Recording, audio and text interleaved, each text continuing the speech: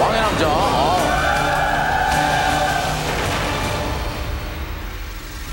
태극 윤활이면 거의 앞서가고 있죠? 여러분, 자, 화면들을 잘 보세요.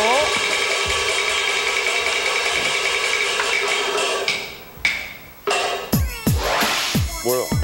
화면들 잘 보세요. 중국 경극 어니하의 비도. 날아다니는 칼은 네모이다.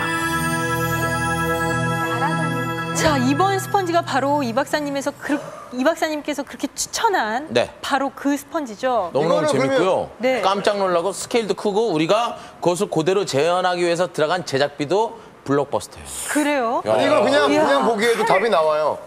그냥 네? 느낌으로는. 나와요? 중국 경극 어니하의 비도 날아다니는 칼은 우리나라 칼이다.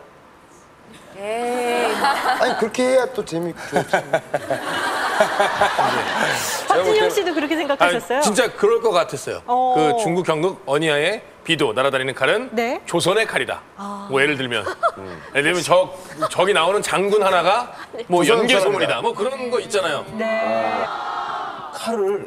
칼이 아니라 사람인 거야. 아, 그러니까 비도라고 불리는 사람이 있는 거예요? 비도라고 불리는 무사가 있는 거죠. 나가서 죽여라 그러면 확 나가서 죽이고. 그러니까 이 비도가 칼이 아니라 이거는 비유법이지 칼이 아니라 날아다니는 무사한 거예요. 아니면 예. 김혜진 씨? 이게 어. 칼이라고 나와 있는데 이게 활인 거예요. 아, 활. 날리는 왜 칼이니까. 왕의 남자에도 이게 활 쏘는 장면이 굉장히 중요한 역할을 담당을 하잖아요. 이게 칼 모양으로 칼을 하는데 이게 활인 거야. 원래는 활로 만들어. 중국 경극에서도 이게 있었던 거야. 그렇죠. 중국 경극 어니아의 비도 날아다니는 칼은 와이어 액션이다. 그러니까 그때도 이 경극인데 와이어가 있었던 거예요. 그래서 뒤에서 이렇게 막 당겨서 칼이 날는 거야. 예. 아, 그냥 이렇게 와이어까지 날려보낸 게 아니더라도- 아니라 진짜 칼을 와이어에 묶어서 움직였다. 그래서 그걸 이제 보여준 거예요. 와이어 액션이다. 와이어를 사용한 것이다. 경극 자체에서. 세계 최초로 와이어 액션을 보여준 거예요. 경극에서. 대한민국, 21세기 대한민국, IT, BT 강국으로만 알고 있지요. 하루아침에 이루어진 나라가 아닙니다. 잘 보세요. 중국 경극 어니하의 비도 날아다니는 칼은 네모이다.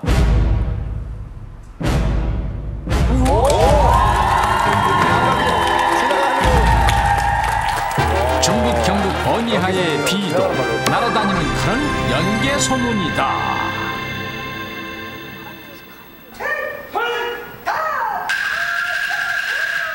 청나라 시대부터 내려져 온 중국의 경극. 우리나라의 마당극과 비슷하지만 화려하고 과감한 동작은 대중의 정서를 잘 표현하고 있으며 대부분 서민들이 좋아하는 뛰어난 장수들에 관한 영웅담을 담고 있는데 그런 경극에 중국의 장수가 아닌 우리 고구려의 장군 연개 소문이 비도로 묘사되어 있다는 인터넷 제보. 먼저 인천 차이나타운을 찾아 중국인들에게 물어봤습니다. 이 그림의 주인공 알아보시겠습니까? 알아요. 이엔가이수운.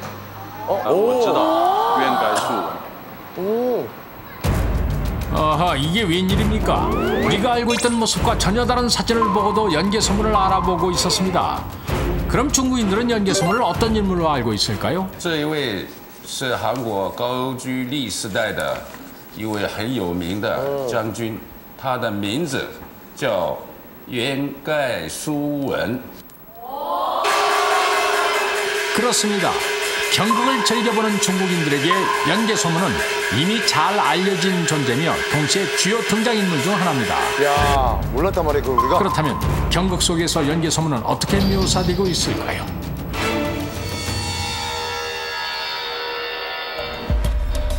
스펀지 팀은 영화 왕의 남자에서 경극을 담당했던 전문가에게 의뢰 중국의 경극 속에 등장하는 고구려 장수 연개 소문을 그대로 재현해 보았습니다. 영화를 보신 분들은 아실 거예요. 왕의 남자 안에 먼저 나왔던 중국 경극 속의 고구려 배우들. 장군 연개 소문의 모습을 살펴보면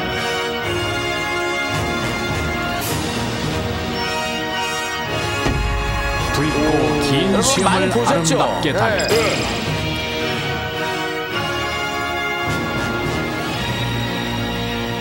관과 복식은 금으로 장식했으며 등에는 5자루의 칼을 쳤으니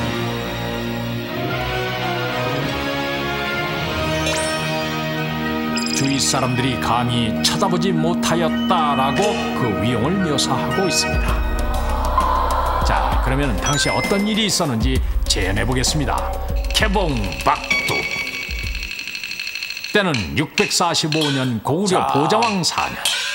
당시 당나라의 명을 거역하고 대중을 향한 계속적인 팽창 정책을 고수하던 고구려를 괘씸하게 여긴 당태종은 고구려 정벌을 천명하고 나서게 되는데 国王领兵出朝门，祸害征东把贼平。元帅徐训阴阳转，神机妙算鬼神经。 그리하여 당태종은 664년 11월 17만 대군을 이끌고 고구려를 침공하게 되고 이에 고구려군은 거대 당나라군에 당당히 맞서 용감하게 싸워보지만은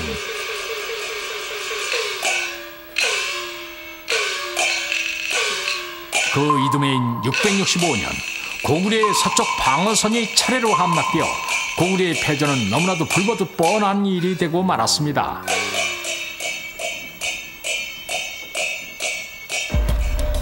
그렇게 파죽지세로 고구려를 밀고 내려오던 당태종은 결국 안시성에 이르게 되는데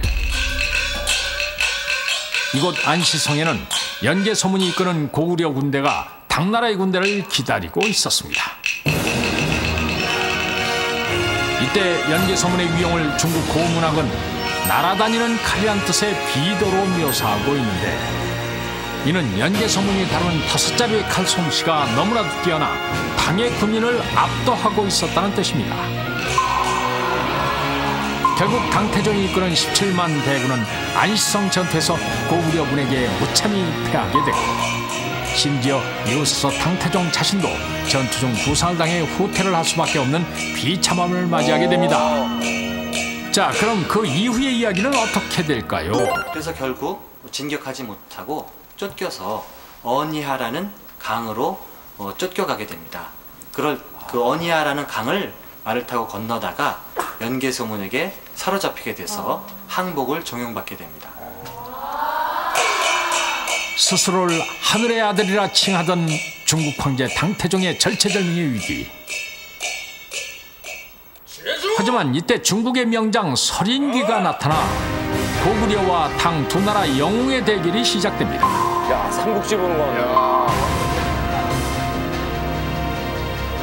이 대결을 두고 중국 문학은 비도가 공중에서 춤을 추니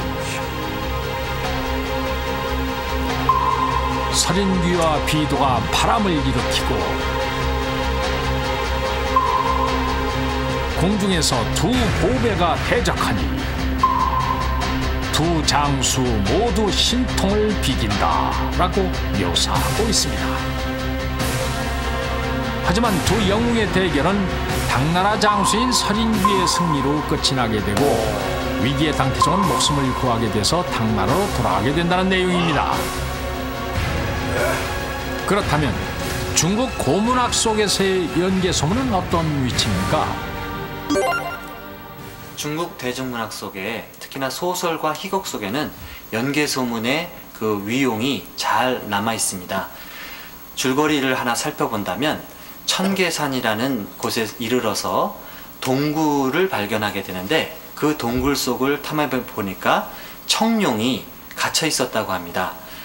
사람들이 그 청룡을 풀어주자 청룡이 동굴을 빠져나와서 고구려로 건너가 연개소문의 몸에 들어가서 그 연개소문의 힘을 도와주었다고 합니다. 그래서 연개소문이 당태종을 계속 괴롭혔다고 하는 줄거리가 나옵니다. 그렇습니다. 중국에서까지 떨쳤던 연개소문의 그 뛰어난 용맹은 청룡으로까지 묘사됐으며 중국인을 떨게 만들었던 그 위용은 공포감 있는 연개소문의 얼굴 모양으로 아직도 남아 있습니다. 그리고 이미 우리에게 잘 알려진 또 하나의 위대한 장수 치우천. 중국을 떨게 만들었던 우리 조상의 힘.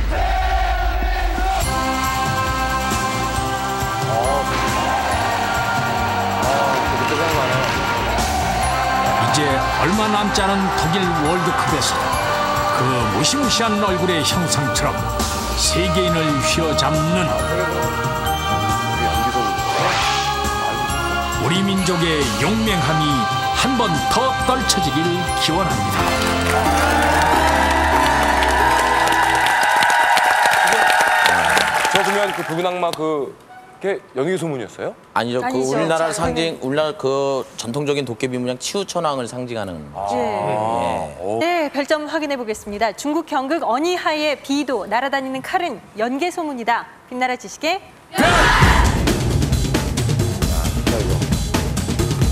과연? 하나, 둘, 셋.